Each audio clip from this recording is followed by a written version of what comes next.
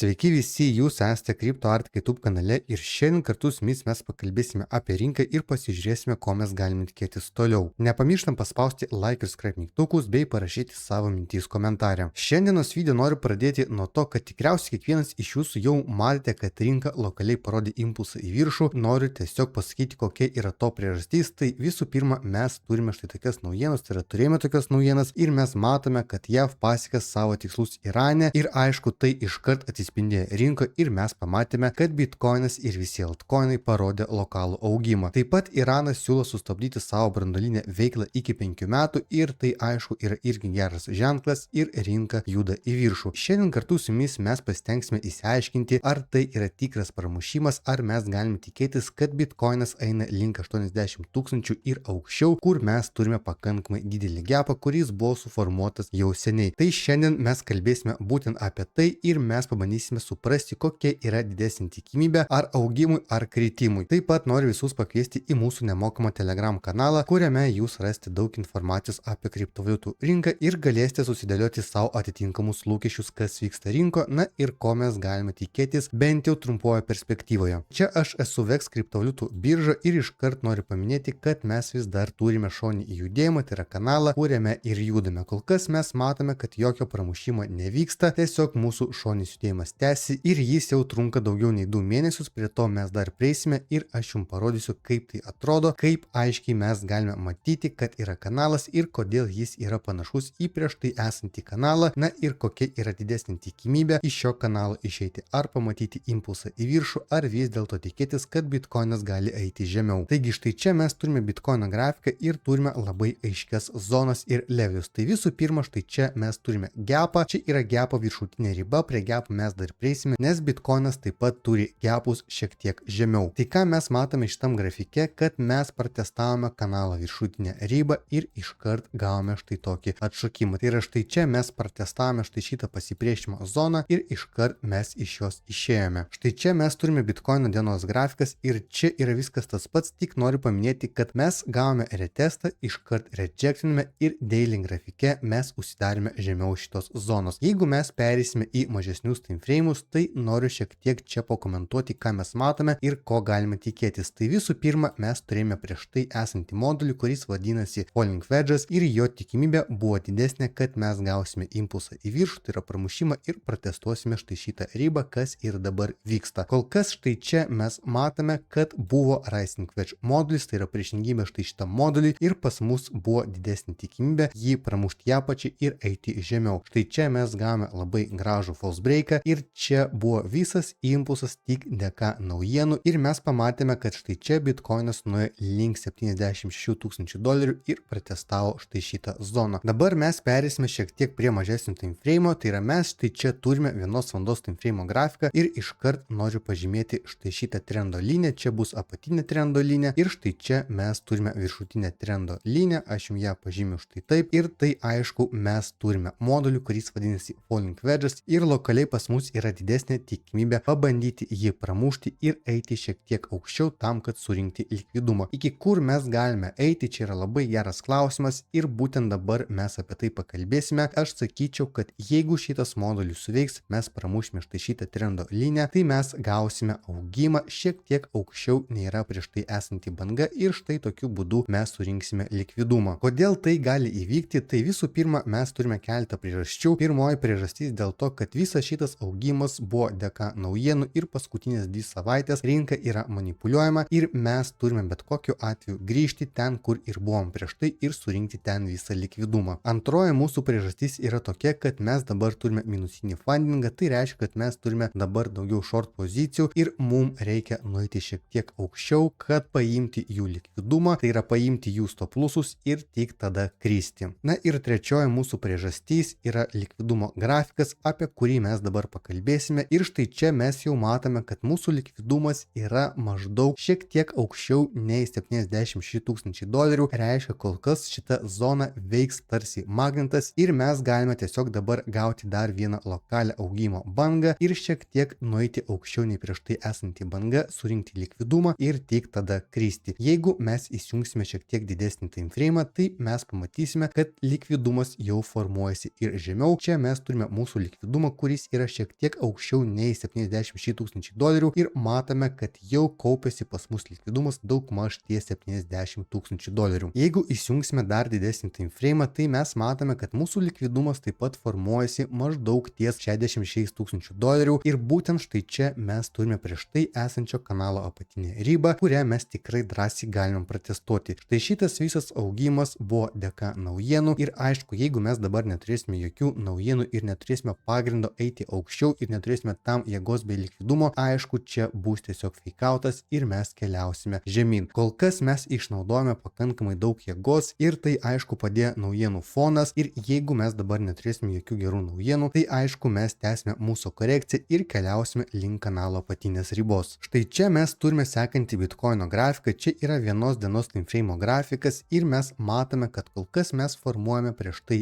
esantį modulį, kuris yra štai čia. Čia jis vadinasi bear flagas ir dabar mes matome, kad mūsų bear flagas vėl formuojasi ir tiesiog noriu štai šitą vietą pažymėti štai šitą zoną. Čia yra pasipriešinimo zona ir štai šitoje zonoje mes turime mūsų pagrindinį likvidumą. Tai šita zona yra maždaug nuo 76 tūkstančių dolerių iki 78-79 tūkstančių dolerių. Ir mes galime nueiti link jos, protestuoti, surinkti likvidumą ir tada keliauti link mūsų kanalo apatinės ribos. Prieš tęsiant šitą video toliau noriu dar kartą priminti apie VEX kriptovaliutų biržą ir jūs, jeigu dar neturite paskyros, tai turite tikrai gerą galimybę užsiregistruoti pagal mūsų Dotanordą arba pasitikrinkite, kad būtų įrašytas referral code žodis Arktika ir jūs gausite daug įvairiausių bonusų nuo mūsų. Pats pagrindinis bonusas, kurį jūs galite gauti nuo mūsų, tai lygiai po 24 valandų jūs gaunate VIP2 statusą ir pas jūs, aišku, automatiškai yra mažesni komisiniai mokesčiai ir jūs galite pakankamai daug sutaupyti. Taip pat jūs gausite daug įvairiausių bonusų nuo mūsų ir jūs galėsite labai paprastai juos atsimti, tai jūs turite eiti štai čia ir štai čia jūs turite paspausti ir ten galėsite atsimti visus savo bonusus. Taip pat verta paminėti, kad VEX labai dažnai išleidžia naujus eventus, kuriuose jūs galite dalyvauti ir dar gauti papildomų bonusų ir išnaudoti savo prekybą. Tai visas nuorodas jūs rasite šio video aprašyme ir jeigu kils kažkokių klausimų, tai drąsiai galite rašyti mūsų administratoriui, kurio nuorodą taip pat rasite šio video aprašyme. Dabar trumpai pakalbėkime apie Bitcoino gapus ir mes matome, kad Bitcoinas turi 3 gapus, tai yra jau vieną gapą jis uždarė, bet mes turime dar 2 gapus šiek tiek žemiau. Pats žemiausias gapas pas mus yra maždaug nuo 67 tūkstančių dolerių iki 67 800 ir sekantis gapas yra nuo 69,5 tūkstančių dolerių iki 70 tūkstančių dolerių. Lokaliai mes bandysime uždaryti štai šitus gapus ir štai čia mes galime pasižymėti štai tokią trendo liniją ir tikriausiai jūs jau supratote, kas tai yra per modulis. Mes matome, kad čia yra savotiškas kanalas, tai reiškia mes turime modulį, kuris vadinasi Rising Wedge ir aišku jo yra didesnė tikimybė, kad mes jį pramušime ir bandysime eiti žemiau. Būtent šito modulio tikslas yra maždaug štai čia, tai yra mes galime grįžti ten, kur ir buvom prieš tai ir visas šitas augimas, kuris buvo sukeltas dėka naujienų, gali tiesiog grįžti į prieš tai esančią kainą. Jeigu mes atitolinsime grafiką, tai mes matome dar vieną didelį gapą, jis yra štai čia ir jo apatinė riba yra maždaug nuo 78 tūkstančių dolerių ir tęsi iki pat 84,5 tūkstančių dolerių. Aišku, tai yra laiko klausimas, kada mes uždarysime šitą gapą, bet kol kas pas mus prioritete yra uždaryti prieš tai esančius gapus, kuriuos mes turime lokaliai ir įgyvendinti štai šitą modulį. Tai yra, jeigu mes pramušime štai šitą modulį, mūsų tikslas yra kanalo apatinė riba ir protestuoti maždaug palaikymo zoną ties 66 tūkstančių dolerių. Čia mes turime Bitcoino sekantį grafiką, čia yra vienos dienos time frame grafikas ir mes turime labai aiškę trendo liniją, kuri mums pasako, kad pas mus yra mažėjančios bangos ir atitinkamai mes turime mažinti trendą. Taip pat mes matome prieš tai